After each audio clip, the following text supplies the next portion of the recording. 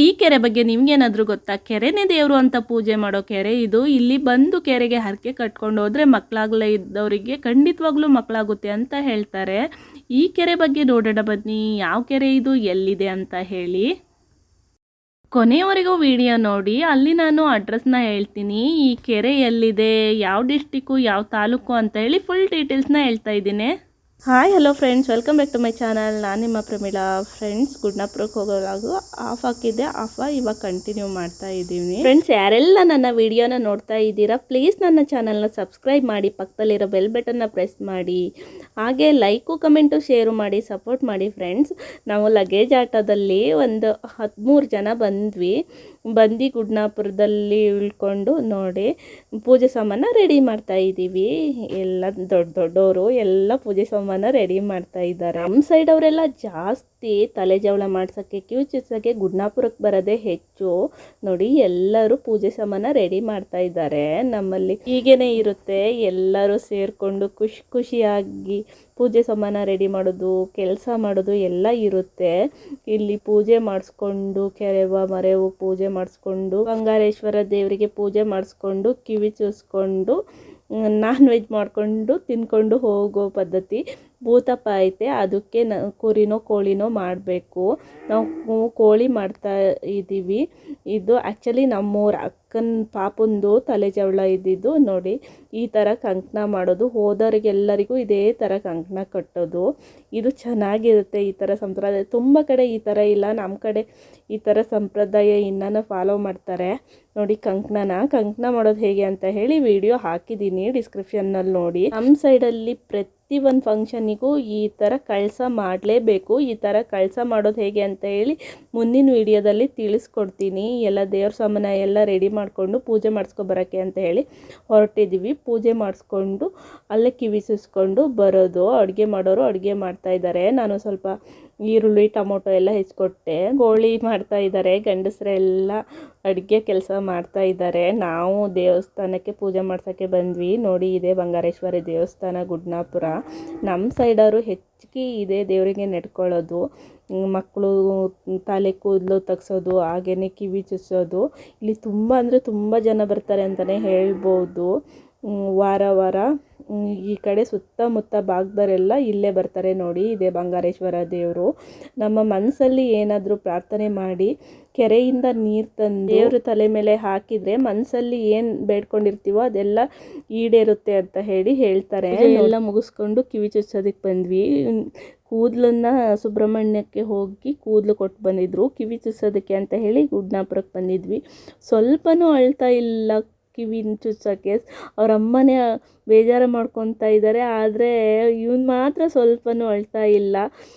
ನೋಡಿ ಹೆಂಗೆ ಕೂತ್ಕೊಂಡವನೆ ಅಂತೇಳಿ. 2 ಕಿವಿನೂ ಅಷ್ಟೇ, 2 ಕಿವಿ. ಮಕ್ಕಳೆಲ್ಲ ಎಷ್ಟು ಅಳ್ತಾರೆ ಕಿವಿ ಚುಚ್ಚೋದು ಅಂದರೆ. ಇವನು ಒಂದು ಸ್ವಲ್ಪ ಇಲ್ಲ ಇಲ್ಲ, 3 ವರ್ಷದ ಮಗು ಇದು. ನೋಡಿ ಹೆಂಗೆ ಕೂತ್ಕೊಂಡಿದ್ದಾನೆ ಅಂತ ಹೇಳಿ ಅವ್ರ ಅಮ್ಮನಿಗೆ ಆಶ್ಚರ್ಯ. ಆಮೇಲೆ ನೋಡಿ, ಇದು ಮುಯಿ ಕೊಡೋ ಶಾಸ್ತ್ರ. ಈ ಥರ ಗಂಡ ಹೆಂಡತಿ ಮಕ್ಕಳನ್ನ ಕುಂಡ್ರಿಸ್ಬಿಟ್ಟು ಮುಯಿ ಕೊಡೋ ಶಾಸ್ತ್ರ ಇರುತ್ತೆ. ನಮ್ಮ ಕೈಯಲ್ಲಿ ಏನೇನಾಗುತ್ತೋ ಅದನ್ನು ಕೊಡೋದು. ಬಟ್ಟೆ ಇಲ್ಲ ಅಂದರೆ ದುಡ್ಡು ಮುಯಿ ಕೊಡೋ ಶಾಸ್ತ್ರ ಐತೆ. ಮುಯಿ ಕೊಡೋ ಶಾಸ್ತ್ರ ಎಲ್ಲ ದೇವರಿಗೂ ಪೂಜೆ ಮಾಡ್ಕೊಬಂದು ಆಮೇಲೆ ಕೆರೆವಿಗೆ ಪೂಜೆ ಮಾಡಿ ಅದೆಲ್ಲ ಹಿಂದಿನ ವಿಡಿಯೋದಲ್ಲಿ ಹಾಕಿದ್ದೀನಿ. ಡಿಸ್ಕ್ರಿಪ್ಷನಲ್ಲಿ ಲಿಂಕ್ ಕೊಟ್ಟಿರ್ತೀನಿ ನೋಡಿ. ಮುಯಿ ಕೊಡೋ ಶಾಸ್ತ್ರ ನಮ್ಮಲ್ಲಿ ಹೀಗೇ ಮಾಡೋದು. ನೋಡಿ, ಕಳಸ ಇಂಪಾರ್ಟೆಂಟು ನಮ್ಮಲ್ಲಿ.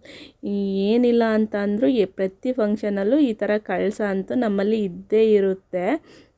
ನೋಡಿ, ಈ ಥರ ಮುಯಿ ಕೊಡೋ ಶಾಸ್ತ್ರ ನಡೆಯುತ್ತೆ.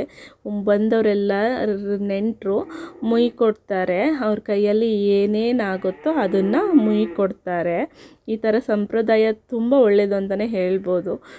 ಅವರು ಫಂಕ್ಷನ್ ಮಾಡಿರ್ತಾರೆ ದುಡ್ಡು ಖರ್ಚು ಮಾಡಿ. ನಮ್ಮ ಕೈಯಲ್ಲಿ ಹೋದವ್ರ ಕೈಯಲ್ಲಿ ಎಷ್ಟು ಅವರಿಗೆ ಸಹಾಯ ಆಗುತ್ತೋ ಆ ರೀತಿ ಅಂತಲೂ ಅನ್ಕೋಬೋದು.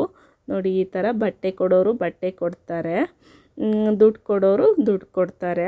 ಅದು ಅವ್ರ ಚಾಯ್ಸ್ ಆಗಿರುತ್ತೆ, ಏನಾದರೂ ಕೊಡ್ಬೋದು. ಫ್ರೆಂಡ್ಸ್, ಇದು ತುಂಬ ದೊಡ್ಡ ಕೆರೆ ಅಂತಲೇ ಹೇಳ್ಬೋದು. ಕೆರೆ ಒಳಗೇ ದೇವಸ್ಥಾನ ಐತೆ. ಮಳೆಗಾಲದಲ್ಲಿ ದೇವಸ್ಥಾನನೇ ಮುಚ್ಚೋಗ್ಬಿಡುತ್ತೆ.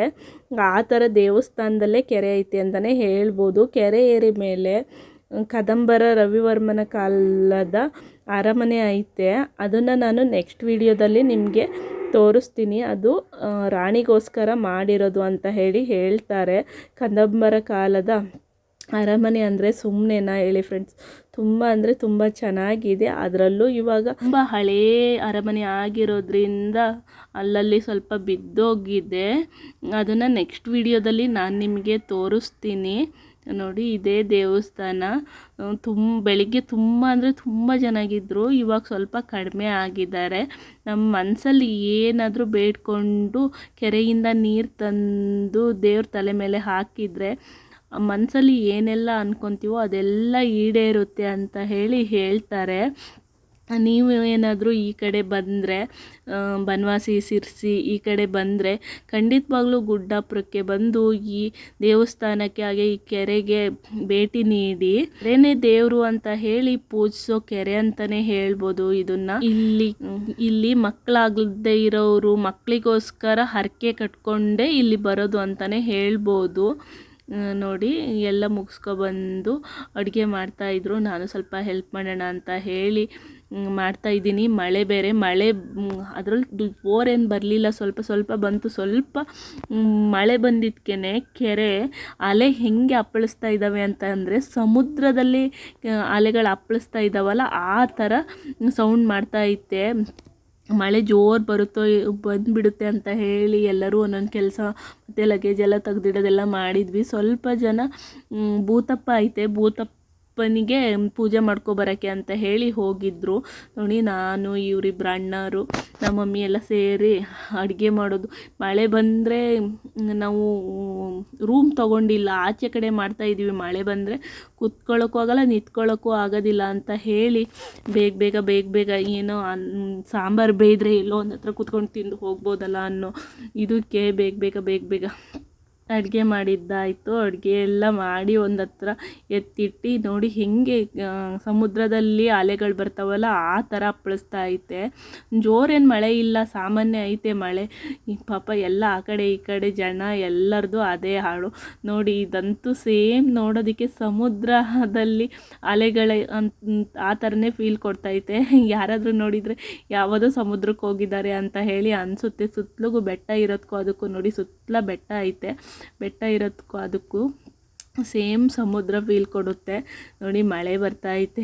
ನಾನು ಇರಲಿ ಒಂದು ಮನೆಯಲ್ಲೇ ಮಾಡೋಣ ಅಂತ ಹೇಳಿ ವಿಡಿಯೋ ಮಾಡ್ಕೊಂಡಿದ್ದೀನಿ. ಚೆನ್ನಾಗಿ ಅನಿಸ್ತಿತ್ತು ಮಾತ್ರ, ತುಂಬ ಅಂದರೆ ತುಂಬ ಚೆನ್ನಾಗಿ ಅನಿಸ್ತಿತ್ತು. ತುಂಬ ಖುಷಿ ಸಹ ಆಯಿತು.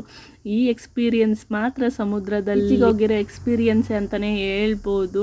ಎಲ್ಲ ಎತ್ತಿಟ್ಬಿಟ್ಟು ಅಡುಗೆ ಮಾಡಿರೋ ಪಾತ್ರೆ ಇದ್ವು. ಅಣ್ಣರಿಬ್ಬರು ಪಾತ್ರೆ ತೊಳಿತಾ ಇದ್ದಾರೆ. ನೋಡಿ, ನಾನು ವಿಡಿಯೋ ಮಾಡ್ಕೊತಾ ಇದ್ದೀನಿ. ನೋಡಿ ಹೆಂಗೆ ಅಲೆಗಳು ಅಪ್ಪಳಿಸ್ತಾ ಇದ್ದಾವೆ ಅಂತ ಹೇಳಿ. ಸಮುದ್ರ ಫುಲ್ಲು ಎಲ್ಲಾದರೂ ಕೆರೆ ತುಂಬಿದರೆ ಇನ್ನೆಷ್ಟು ಅಲೆಗಳು ಅಪ್ಪಳಿಸಲ್ಲ ಹೇಳಿ, ಆ ಥರ ಇದೆ ಅಂತೇಳಿ. ಇದು ಕೆರೆನೂ ಅಷ್ಟೇ ರಾಜರ ಕಾಲದ್ದು ಅಂತಲೇ ಹೇಳ್ತಾರೆ. ಕೆರೆನೇ ದೇವರು ಅಂತ ಹೇಳಿ ಪೂಜೆ ಮಾಡೋ ಕೆರೆ ಅಂತಲೇ ಹೇಳ್ಬೋದು. ತುಂಬ ಅಂದರೆ ತುಂಬ ದೊಡ್ಡ ಕೆರೆ, ಸುತ್ತ ಬೆಟ್ಟಗಳಿದ್ದಾವೆ. ತುಂಬ ಅಂದರೆ ತುಂಬ ಚೆನ್ನಾಗಿದೆ. ಇದು ಹಿಂದೆ ರಾಜರ ಕಾಲದ್ದು ಅಂತಲೇ ಹೇಳ್ಬೋದು. ಎಲ್ಲ ಅಡುಗೆ ಮಾಡಿ ಮಳೆ ಎಲ್ಲ ನಿಲ್ತು, ಎಲ್ಲ ಊಟ ಮಾಡ್ತಾಯಿದ್ದೀವಿ. ನೋಡಿ, ನಾನು ಊಟ ಮಾಡ್ತಾಯಿದ್ದೀನಿ. ತುಂಬ ಹೊಟ್ಟೆ ಹಸಿತು. ಅಲ್ಲೇ 4:15 ಆಗಿಬಿಟ್ಟಿದೆ ಟೈಮು. ಮಳೆ ಬರುತ್ತೋ ಬಂದುಬಿಡುತ್ತೇನೋ ಅಂತ ಹೇಳಿ ಕಾದಿ ಆಮೇಲೆ ಊಟ ಮಾಡೋಕ್ಕೆ ಸ್ಟಾರ್ಟ್ ಮಾಡಿದ್ವಿ. ಮಳೆ ಕಡಿಮೆ ಆಯಿತು, ಮತ್ತು ಫುಲ್ ಕಡಿಮೆನೂ ಆಯಿತು. ಜಾಸ್ತಿ ಏನು ಬರಲಿಲ್ಲ ನಮ್ಮ ಪುಣ್ಯಕ್ಕೆ ಅಂತಲೇ ಹೇಳ್ಬೋದು.